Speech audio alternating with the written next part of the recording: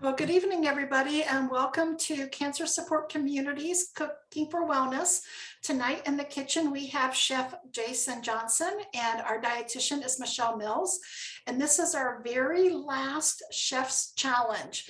We are so excited for the new program that's going to happen in September, but we really wanted to give Chef one more time to challenge his creativity in creating a recipe in 30 minutes from the ingredients hidden under those cloths. So Chef, if you are ready to unveil. Let's see how intense this last one is going to be.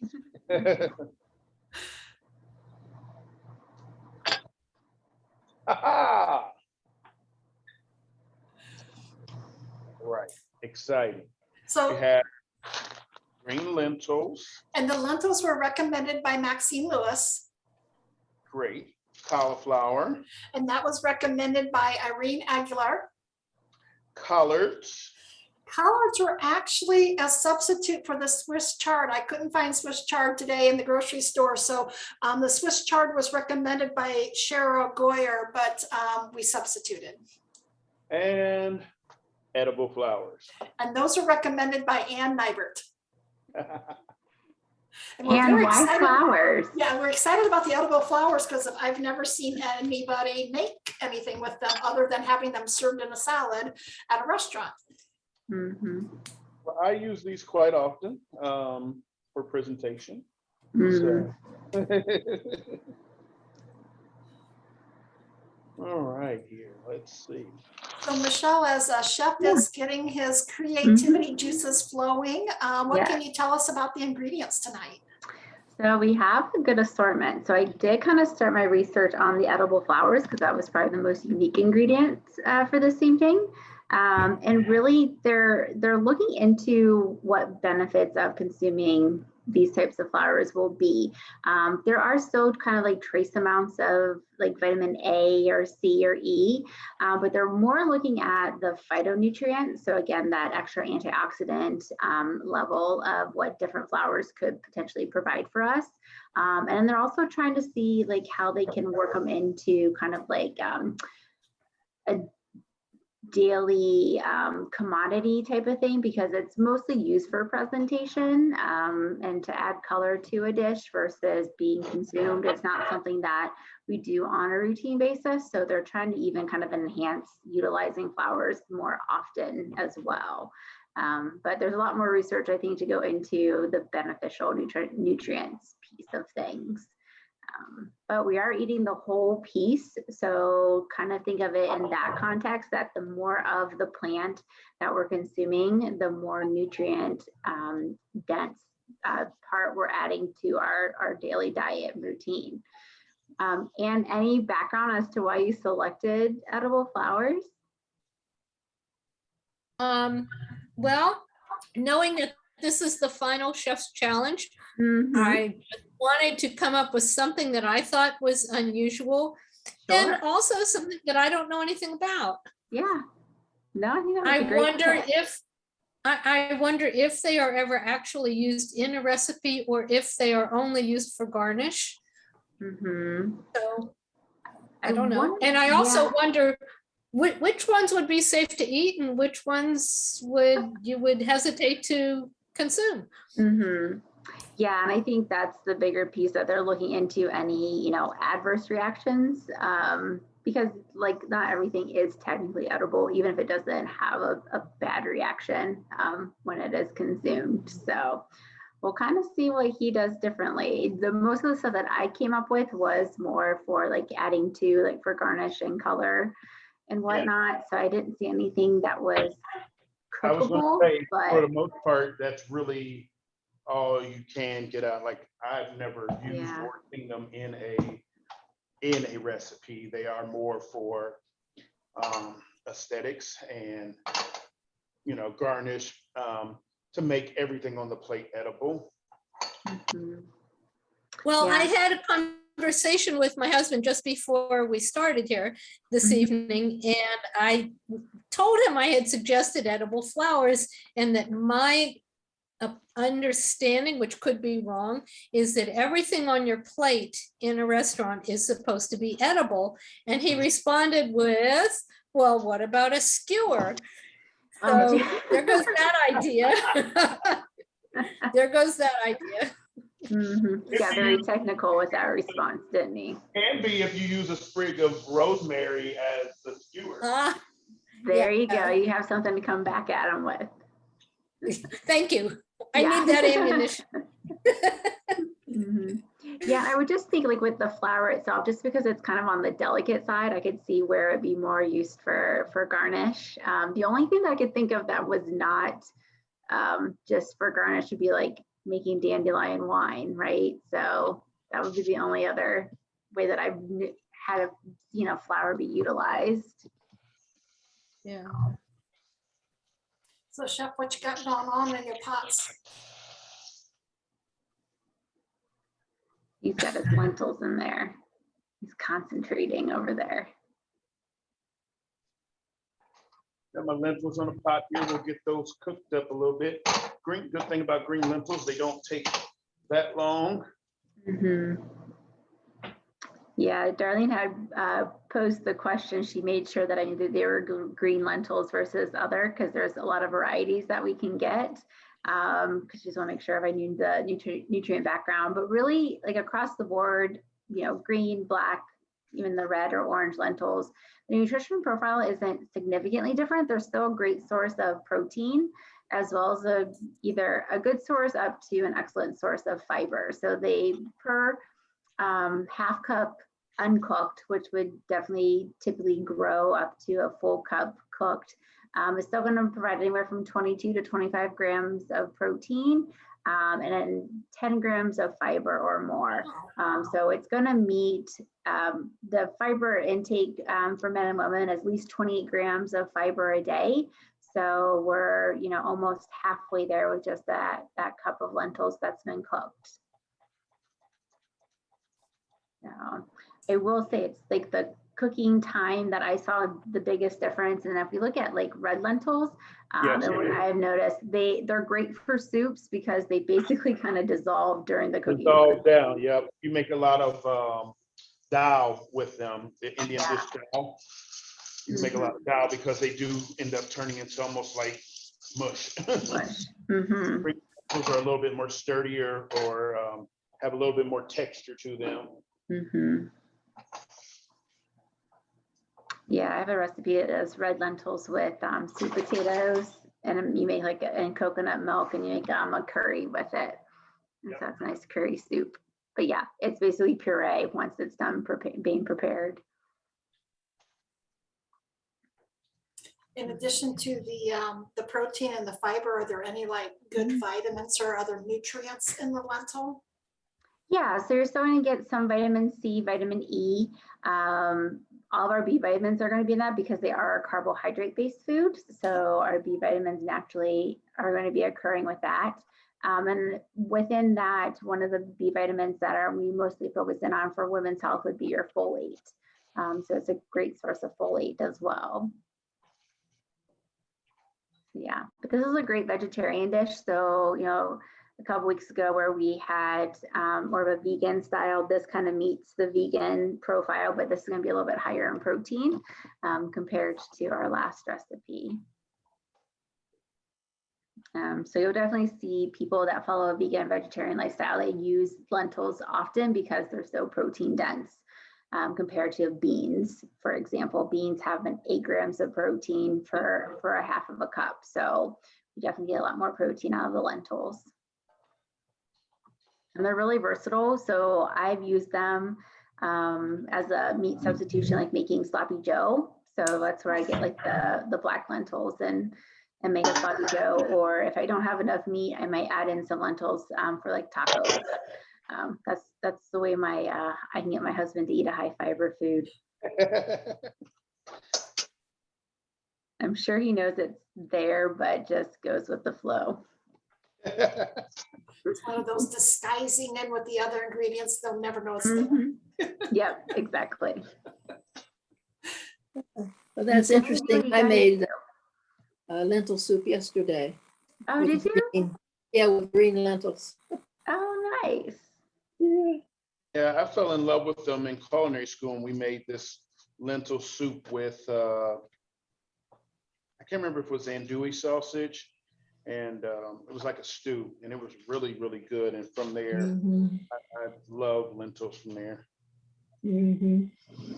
Sounds like the kind I made, because I had andouille sausage in mine as well, and a lot of vegetables. Yeah. Yeah.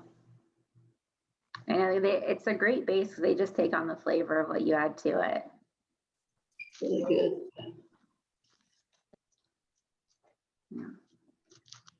So tonight we have two cruciferous vegetables. We have our greens and we also have our cauliflower. So they're both within the same family. So remember, they're both nutrient dense. So again, the darker the color, the more nutrients you're going to be able to get. So with their collards, they're going to be a great source of vitamin K.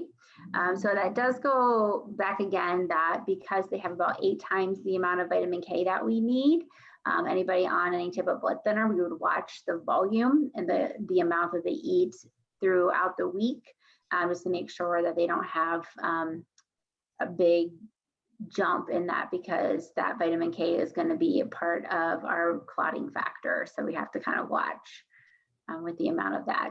But those are good options. And same with our cauliflower. So with the cruciferous, we have to be aware that the fiber's there, but they can be a little bit more gas performing. So just kind of watch the volume if you guys notice that side effect or not. So that we can get ourselves in trouble every once in a while. What are we going to do with the cauliflower tonight? We have cauliflower a lot. I'm trying to find more things to talk about cauliflower, but I think you guys have worn out cauliflower for me. Well, I have to say, I thought about a frozen, the frozen are florets. But I thought, no, everything even though frozen's a good alternative, fresh, whole just sounded more nutritious in my mind. So that's why we went that route, because I was one picking up the groceries at Giant Eagle. So I don't know if you had any input on the fresh versus the frozen florets. I'm sure that the nutrition doesn't change. Right. So the nutrition is not going to change. I think right now we're still in a good timeline of our calendar year to still select our fresh veggies. But once we start getting into the colder months and into winter, it is more ideal at times to select your frozen options because of the travel time. So depending on where that fresh vegetable or fruit is coming from, oxidation starts to happen. So once it's been picked and processed into a bushel or whatever and delivered to our grocery stores, there's a long period of time, so it can kind of start breaking down. So if we compare that to the timeline of that product actually going to somewhere to actually be flash frozen, we're locking in that nutrient density a lot faster. So the nutrition quality is going to change based on the growing season and the timeline. That's excellent to know. So, yeah. So everybody, and quality wise, we've all gotten, especially at the beginning of the year when we're ready for berries and things like that, we're thinking we're going to get a great option, and then we bite into it and it has no taste or flavor or anything. So still good to kind of hold on to those frozen options as long as you can. So Chef, did you pulse those down really fine? Not really fine, but we're just making cauliflower rice with it.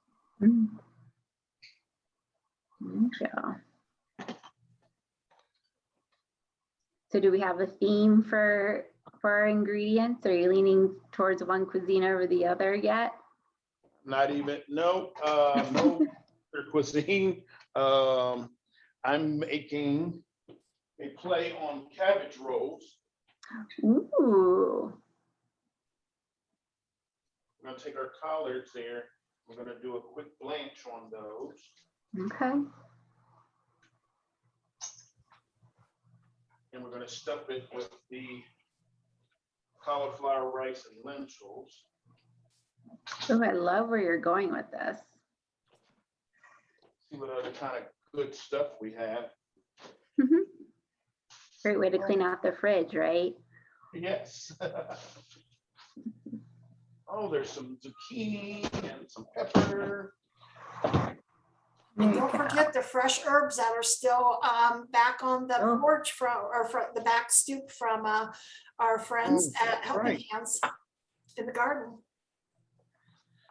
Let's see if I have time to run out there like they do on Chop. Let me run. There you go. We just don't have a big studio camera to watch you do so. Right, yeah. Or you just need to get a droid and follow around. So you said, Chef, that's zucchini that you're working with? Yes, And are you taking the seeds out? Is that what you did in the middle? I just wanted to make it uniform. Me, it's all about my knife cuts here. So they can be nice and small dice. Mhm.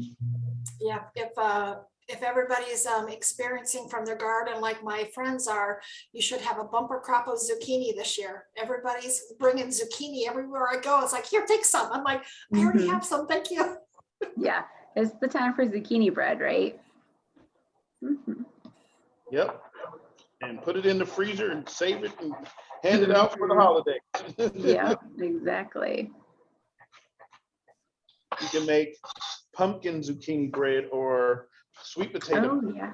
bread. Oh, Ooh, sweet potato bread. That sounds good. I made a zucchini, sweet potato, banana bread for a client not too long ago. Oh, nice.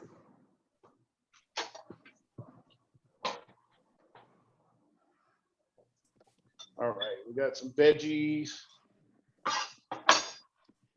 I was a little worried about the color because we had the white cauliflower, the green collard greens, green lentils, and the color came from the flowers. So I'm like, well, it's really not a colorful plate because they always say eat the rainbows. I'm like, Mhm. but it looks like Chef's going to be adding some color in there from some staple ingredients. Mhm. Yeah. There you go. All about the color. Mhm.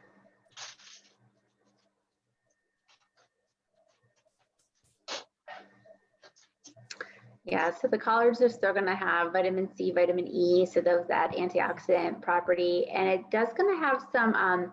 It does have vitamin A, and a portion of those vitamin A is going to be your carotenoids, so it's good for your to support eye health. And then there are specific carotenoids like lutein. And so with the collards actually being cooked, we're going to be able to have that phytochemical more absorbable in our system. So that's the only one, again, that doesn't follow the rule when it comes to being cooked. It's going to actually increase the bioavailability for our bodies to absorb it. Yeah, that one kind of gets activated in the cooking process. People don't realize that blanching these not only is to make them pliable, but it also removes some of the bitterness from the greens because the dark greens are really bitter. So doing that nice little blanch on them helps to take out some of that bitterness too. Yeah, makes sense. I learned that with kale, you get rid of some of the bitterness by massaging it. So, Yep. Working with it, cutting it, squeezing helps. So that was a tip that I learned in the previous Cooking for Wellness class. This is true. Yeah, because bitter comes through a lot on our darker greens. So any way that we can break those fibers down is going to reduce that process or that taste. So Chef's got a skillet out. Let's see what he's going to put in gonna, there. My vegetables and the cauliflower rice, basically the filling. But I just found something else that's going to act like meat in this. I'm just going to go fully vegan dish here, some mushrooms that need to be used. Oh, There we go. So adds more umami flavor too. I bet that was from our portobello mushroom recipe that was made just earlier this month. So these are still actually, this refrigerator is amazing.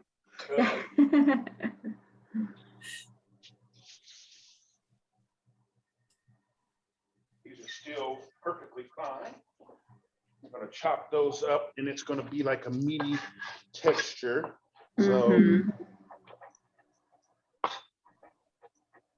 so in true stuffed cabbage roll form. Just vegetarian and vegan stuff. There we go. I could have just put in the food processor just to give it that kind of meaty crumble type of texture, but Okay, that's true. we'll use a little knife here.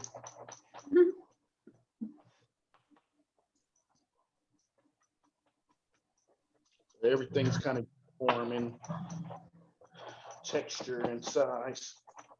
Mhm.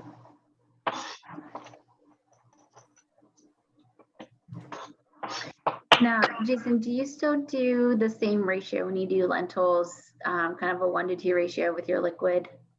Yes, Okay. and you can always, as they cook down, because depending on, you know, how they cook, I'm trying to do a quick on them. If you need to add more liquid, but yeah, I always start with a 2-to-1. Okay. So your cauliflower's been riced and your pepper, your yellow pepper and your zucchini and your mushrooms have all been chopped to uniform size. Is that an onion that you have there as well? That went in the lentils. Oh, that one in the lentils. Okay. Okay. Yeah, so it's all about building flavor. So we wanted to build some flavor in the lentils. So I chopped up some onions so that those could cook with the lentils. And a little smoked paprika, coriander, and cumin is also in flavor in the lentils. Well, I have to say, when you said that you had something else to add, my mind immediately went to smoked paprika, but you already had it in there, so. Yeah. You know what? I just thought of this, and I don't know why I just thought of this at the end of doing this. Some in the chat, somebody could be writing down these ingredients.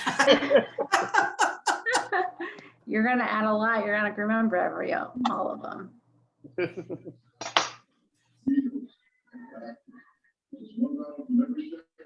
Yeah.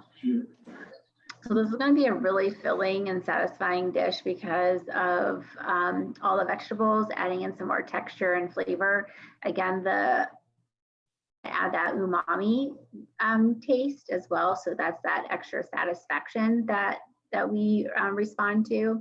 And then again, the lentils are going to pull in that protein and fiber. So that digestion of the product is going to slow down for sure.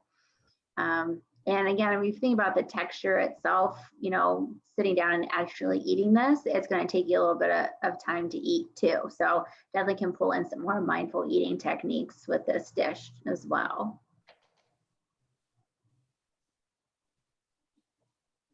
All right, so we're just gonna saute those up and we'll add in our mushroom.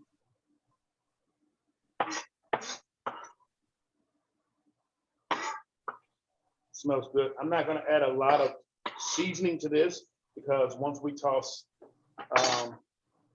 put the lentils in this whole filling, then it will, with the flavoring that has. So I don't want to overpower it. I just did a little garlic powder and salt, pepper.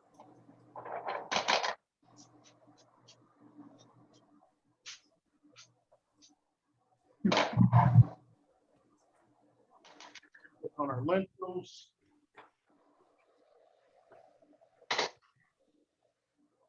Ooh, they smell great. They're cooking.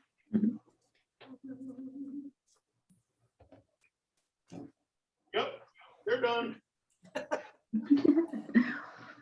Well, how did you know they were done, Chef? Because they're soft, they're not crunchy. Okay. But they still have a little bit of texture to them. So with green lentils, you want them to be able to have a little texture still to them.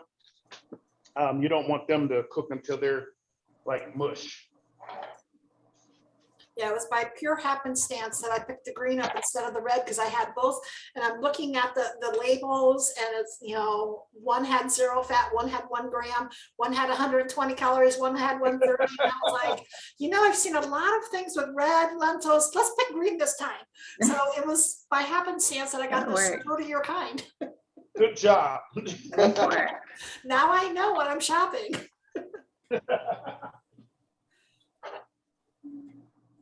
Yeah, so those are done because they literally are right, just the right texture.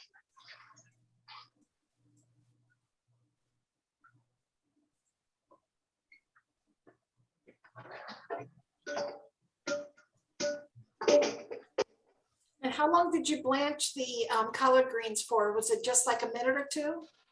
Yep, just like a minute or two. Just I had that water on, or actually it was water and a little bit of broth, veggie broth, just so there could be some infusing of flavor into these. Makes sense. So here comes the labor intensive part, right? Of course. So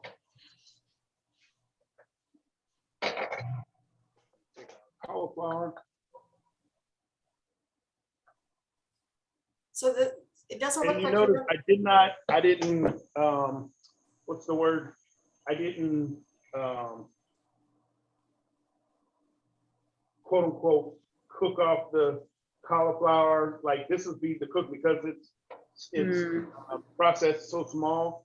It won't take long to cook through in this pan with this other hot vent. that is exactly the question I was going to ask of. It looks like you're adding it and then going to be plating here within like a minute. But you answered why you were doing so.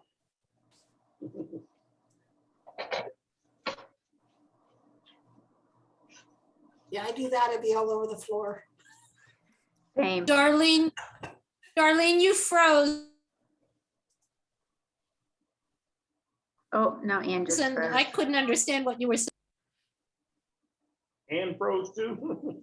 Oh, Yeah, you just froze too. Darlene was saying that because the cauliflower was riced down so much that it doesn't need like a long cooking time. So he just kind of tossed it in. thank you. Like you don't have You're to welcome. you don't have to boil this off or cook this off any other way because it's so small, it doesn't have a lot of surface. So you can just put this in and saute it through with the rest of these vegetables. I wanted to make sure the other vegetables were mostly because they're also water dense. So your mushrooms, your zucchini, all that kind of stuff. So I wanted to cook out a lot of the water that was already in that so that you can get a saute. So when we put in this rice, it literally will just immediately cook through and saute.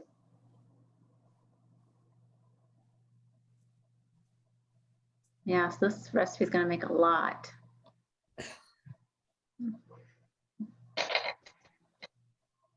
Oh man, I need something. It's like the endless fridge. It's got all the everything in there. And as I say, and we have things in the freezer too. Yeah. Just like at home. Mhm. So true. How much time do I have? You are looking at another 2 minutes. Okay, sure. Yeah, sorry, I forgot my Yeah. 5-minute warning.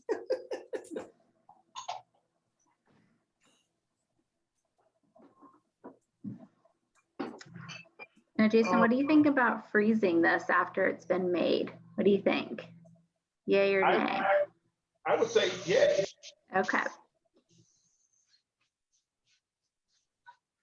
So I feel like, yeah, cabbage rolls are, oh, go ahead, sorry. I want to make a sauce, and there was some harissa in here that would have been perfect, but it is, it was not up the car. It's not in the door. The harissa was in the door, one of the door shelves with the condiments. It wasn't useful, I'll say that.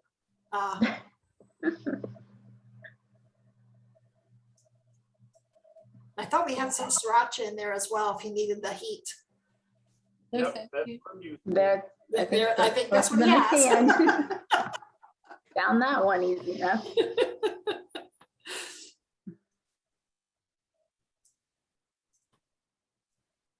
All right, 2 minutes, we're gonna make a sauce, a 2-minute sauce. I have to say, usually when I had my cabbage rolls, it was traditionally done with a tomato sauce. Mm-hmm. What Yeah, ingredients are you looking at there, chef? I have a little peanut butter, sriracha, a little heavy cream, so it's gonna be like a peanut butter sauce. We're gonna go that way. Oh, be different. Thanks, Ray. We will definitely we'll definitely be putting that recipe on the website as soon as chef has a chance to write it up. Okay, thank you very much.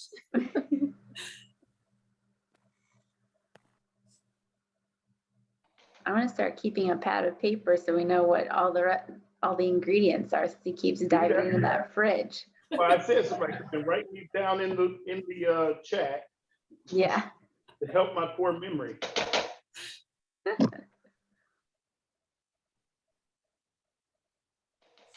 This smells great.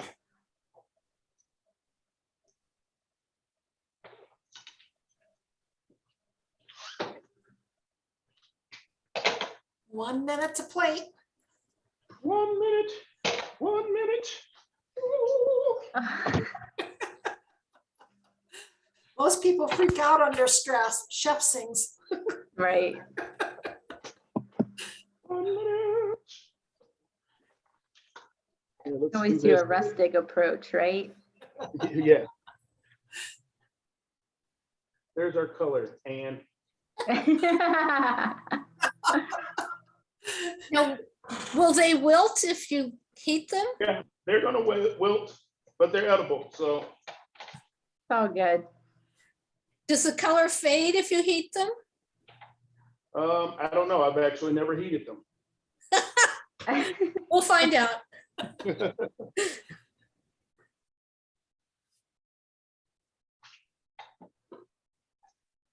Come here. Oh, let's tuck the baby in. This is when I would fail. I'm not a good rep. Well, I had a little bit of experience. I worked at Taco Bell in my pre-chef life.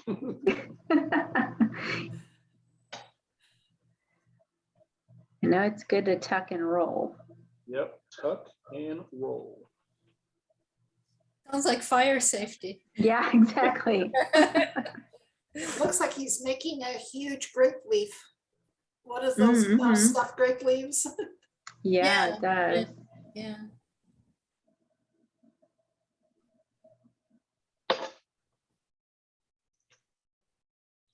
Tuck, tuck, tuck.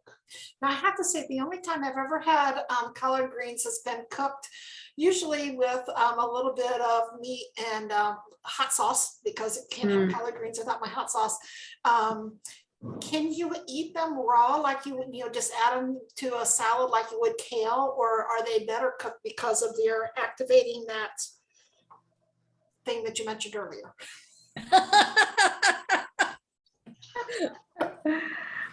I would think taste-wise, it would be better if they were cooked in some form Yeah, because of the bitterness. Yeah, I don't know if they'd be pleasing in a salad raw. Are they Yeah. tough when they're raw? They're pretty fibrous kind of throughout. If you kind of look, it has a really thick vein that goes all the way up pretty much, then kind of extends out. So yeah, it's a pretty dense leaf. That's good to know. Yeah, I mean, you can try, Darlene, and report back. You're always more than welcome to experiment. I said I can be adventurous, but and I don't mind my food on the bitter end, but we'll have to check it out. Yeah. And I will say, like, our dark greens, whether it's, our actually leafy greens or even our broccoli, they have a good amount of calcium.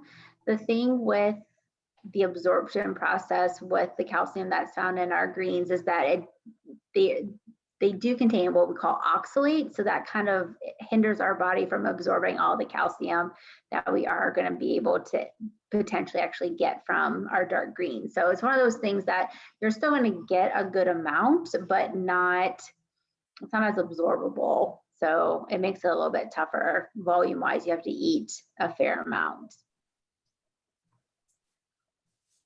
Okay, Chef, you're officially over.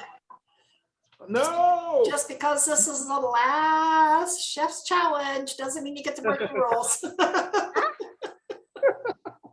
had 2 on the plate probably before time, right? Maybe. Yes, I had 2 on the plate. It just looked too empty. Yeah. I didn't have my sauce on there, so.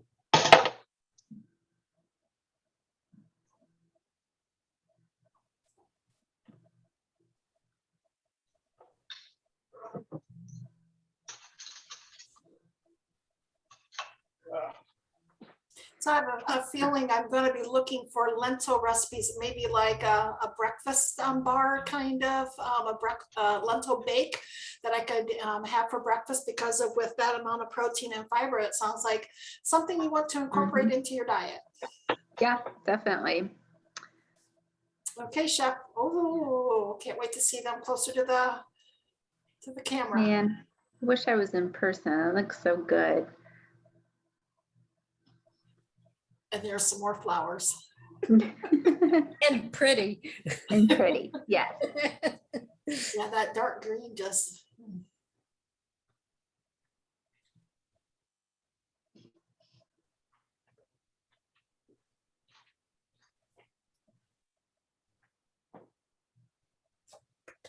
Oh, yum. Excellent job, Chef. And look at those pretty colors. Mm-hmm.